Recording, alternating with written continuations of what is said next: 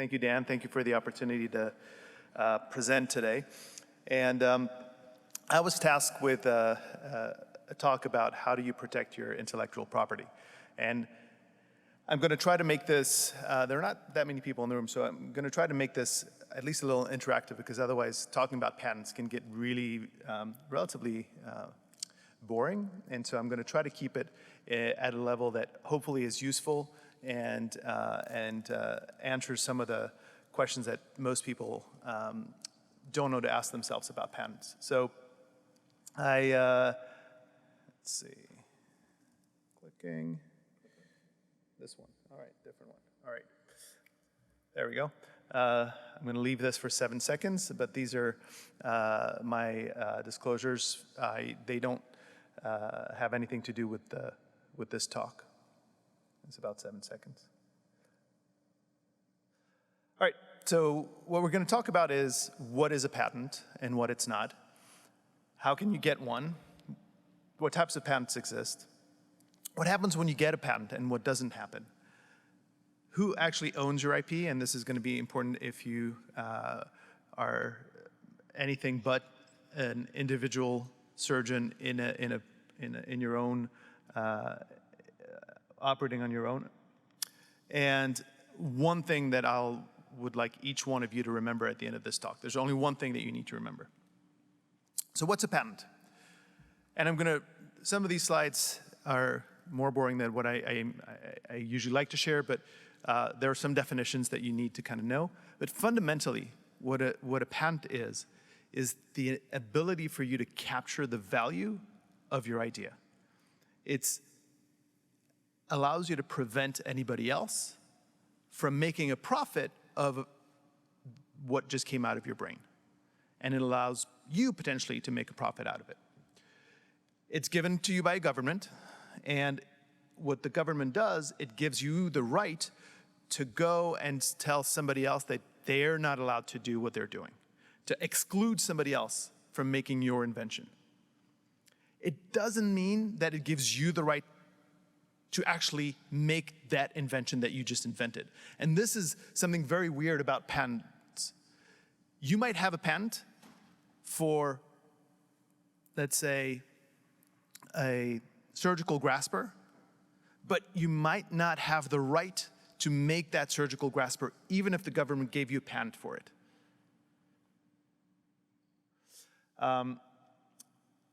If somebody actually copies what you do, there is no patent police.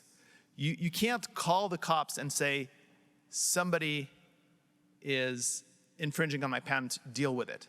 The only person who's going to deal with it is you, and what it means is that you're going to have to sue the person who's infringing. And what that means is a lot of money. And that's where reality hits. If you don't have a lot of money and a large company infringes on your patent, you will lose that battle before it starts because you just don't have the ability to pay for that fight.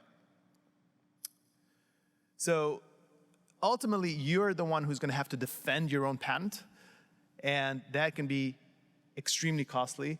Apple and Samsung ended their patent war. You can't really tell is it was a 7-year legal battle, and this is hundreds of millions of dollars worth until they actually found an agreement of who infringed on who and who's paying who how much. And so Samsung paid probably about 450 to 500 million to Apple, saying, okay, fine, I copied some of your iPhone designs. 7 years later. So how do you get a patent? Well, you need a few things. You can't get a patent if your idea is not new, right? It has to be new, and it can't be common knowledge. But also, you can't have disclosed this before. This has to be essentially a secret until it's disclosed to the USPTO first. It has to be useful. Usually in our field, that's okay. I mean, it's relatively easy to show that a medical device to help for a surgery is something that is actually going to be useful to society. But it can't be that concept that you drew on a napkin last night after 8 glasses of wine that says, a device to do this. Like, that's not specific enough for the USPTO to grant you a patent. It has to have what they call an ability to be reduced to practice. So it has to be specific enough that once somebody reads the patent, they can go into a shop and actually make that device. It has to be that specific. And it can't be obvious. Again, in our field, that's a little bit of an easier bar to pass. But you can't just be like, oh, I'm going to take that device that I know, just change the material, the size of it, and then patent it. It has to be different from like an obvious existing solution.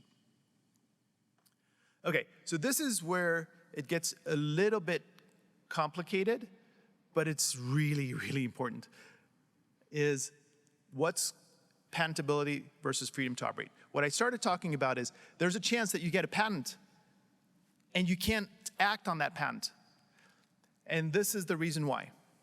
So if somebody already invented the wheel and you invent the bike, you get a patent for the bike. It's new.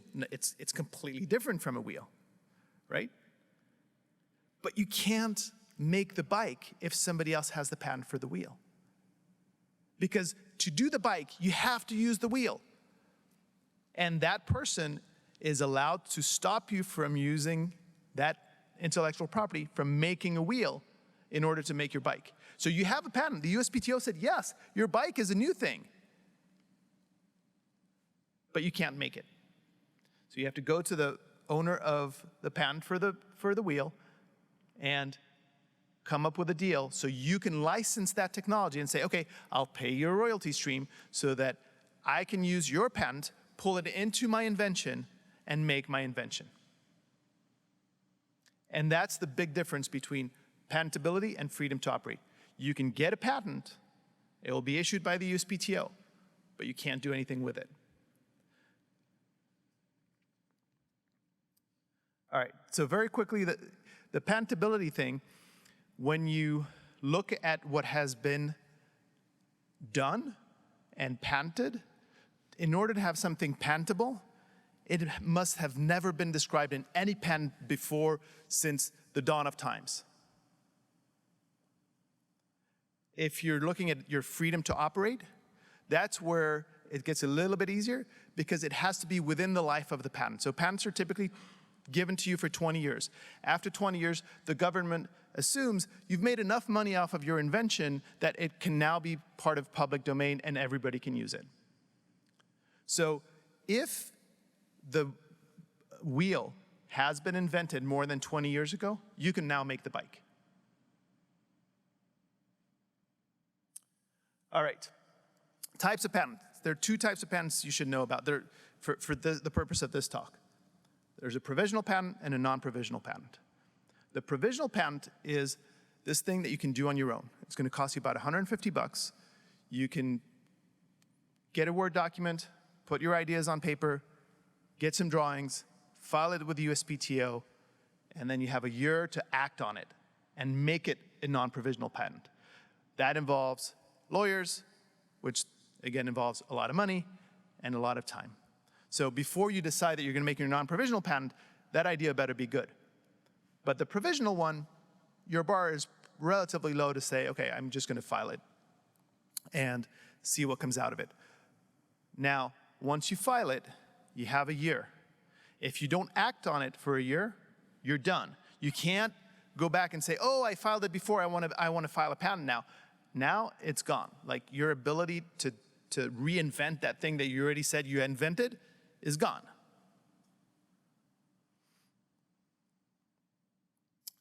And the lapse between the two is long.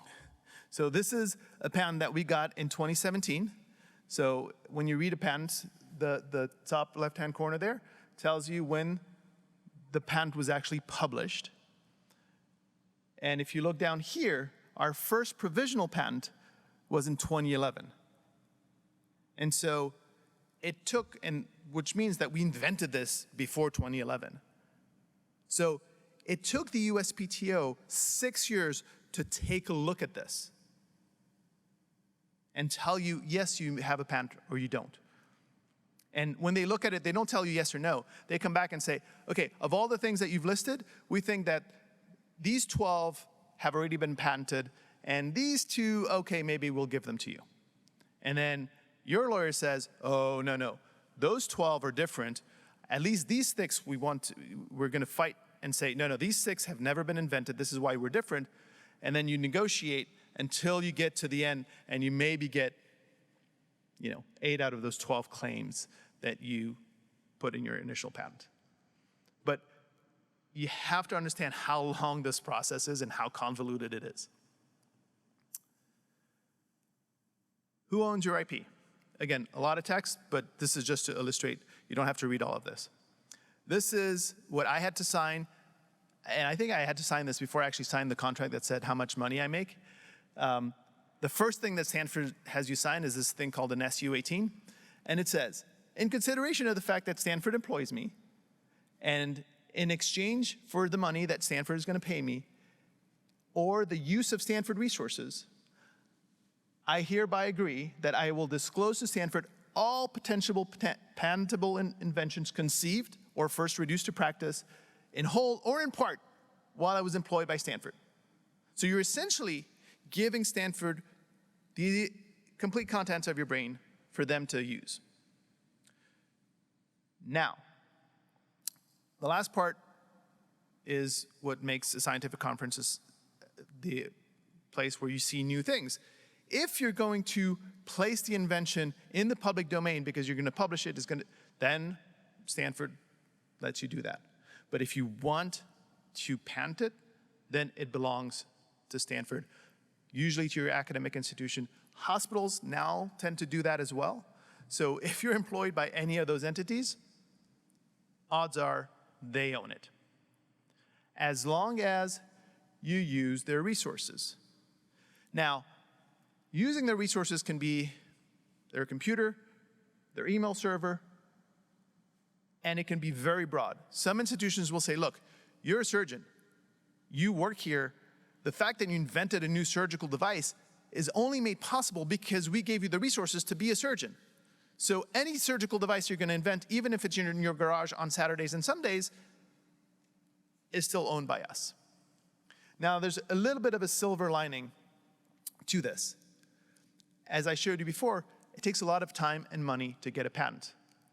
And at some point, you might have to defend it.